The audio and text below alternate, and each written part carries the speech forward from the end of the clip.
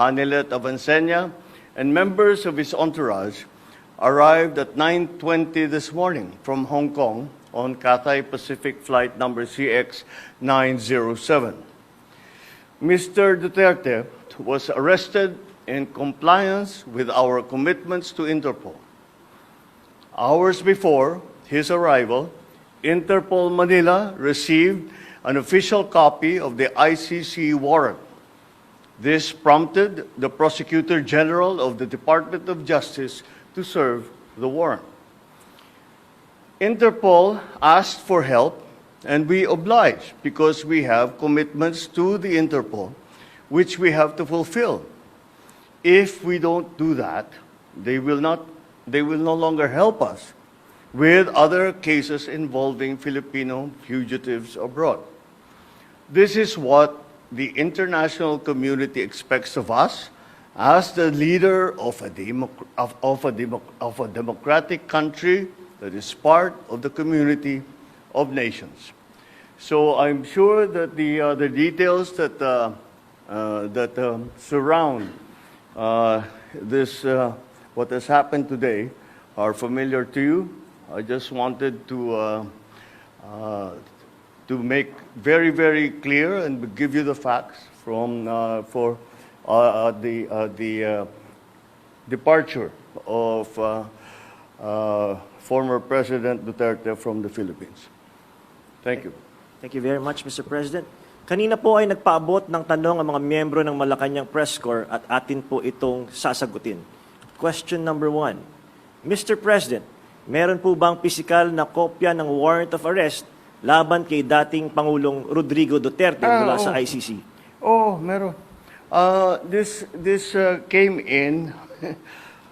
Actually, it came in. I received it from Secretary Remulla. I received it at 3 a.m. last night, and I looked at it, and we went back and forth. 6:30, he wrote me again, and he said, "We have it already. We have the warrant of arrest from Interpol." And I said, "Okay, we'll put all our plans into place, and sige, let's proceed as we had discussed." Now that's what's happened. So yes, there is a very clear document that will explain that will explain the basis on how we conducted this arrest of former President Duterte. Sir, is it okay if we give them a copies of the arrest warrant, photocopies of the arrest warrant? Would that be possible? Do we have limitations on that? We have the limitations, but We have here the SILG, who has been, of course, part and parcel of the entire operation. We will provide the PCO with a digital copy.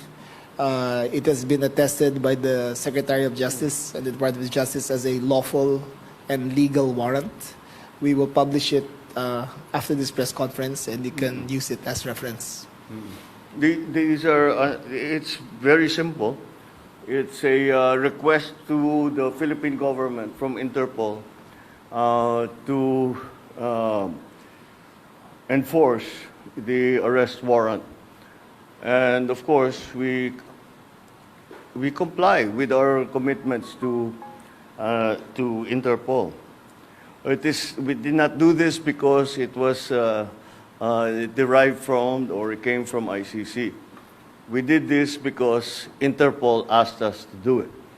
And we have commitments to them, and we lived up to those commitments. Sir, thank you, sir. Second question, sir.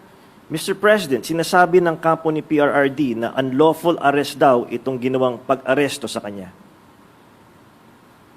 Well, we followed every single necessary procedure. We had a very good basis on which to serve that warrant and to read him his rights. We followed all the legal procedures that are necessary. So I'm confident that if in further examination, you will find that it is proper and correct. Sir, third question from the MPC. Mr. President, may violation ba ito sa ating soberanya, itong pagkakaaresto kay dating Pangulong Duterte? No. Bakit naman? Dahil consistent naman tayo. Hindi tayo tumutulong sa investigasyon ng ICC.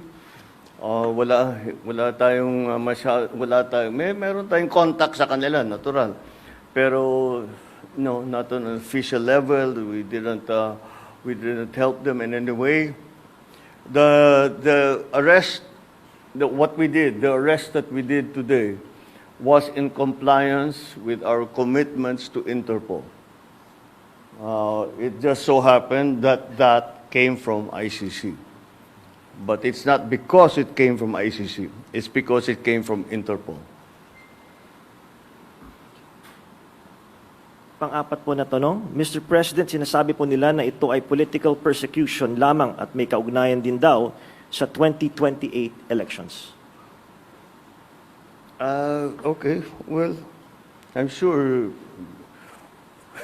sasabihin nila yan. But this case started in 2017 when we were still members of the ICC. And it was during the time of former President Duterte.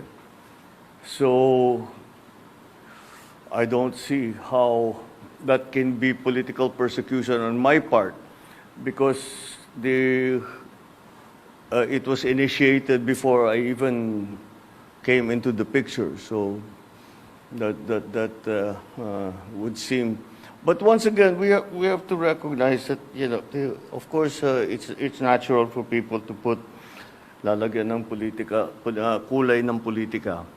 Pero sinundan lang natin yung ICC, yung Interpol. Hindi natin kinakausap yung ICC. Marami silang hinihingi sa atin ng mga dokumento, wala kaming binigay.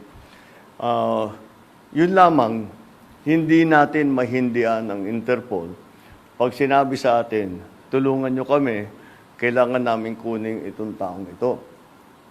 Dahil, kung maalala ninyo, lahat ng mga tumakas dito sa Pilipinas, kagaya ni Alice Go, kagaya ni Arnie Tevez, kung sino-sino pa, pati naman yung mga human trafficking sa Myanmar, pati sa mga madadamay, sinong tumulong sa atin para makita natin yung mga ating kababayan na inaapi at ginagamit sa masamang paraan? Ang Interpol. Kaya naman, dapat naman tayo, pagka sinabi sa atin, tulungan nyo kami sa ganito, tumulong kayo. Kaya naman, ganun ang ginawa natin. Maraming salamat, Mr. President, sa paglilinaw ninyo. You want to ask another question? Take one question, sir. All right, sure. Sir, there are calls for people power. There are, in fact, as we speak, protest actions ongoing. Would you like to address the supporters of the former president? The supporters of the former president? Well, you know, again, the government is just doing its job. Wala namang, it's not because it's one person or another that we do the things that we do. Maybe sa nung mga nakaraan na mga administrasyon, baka ganun ang ginagawa. Pero para sa akin, hindi naman ganun. Sumusunod tayo sa batas. We are a member of the community of nations. We must live up to our responsibilities, to the commitments that we have made to the community of nations. And that is what's happened here. Politics doesn't enter into it. Bakit? Why that? You know, he's never going to be a candidate for anything. Why go after him? Di ba? At saka 2017 pa ito, wala pa ako. Civilian pa ako noon. So this is the evolution of his case. And this is where we end up. Yeah. All right? Thank you very much, Mr. President. Thank you. Thank you. Good evening. Thank you. Diyan po nagtatapos ang ating press conference. Abangan niyo po yung mga briefings namin sa mga susunod na araw.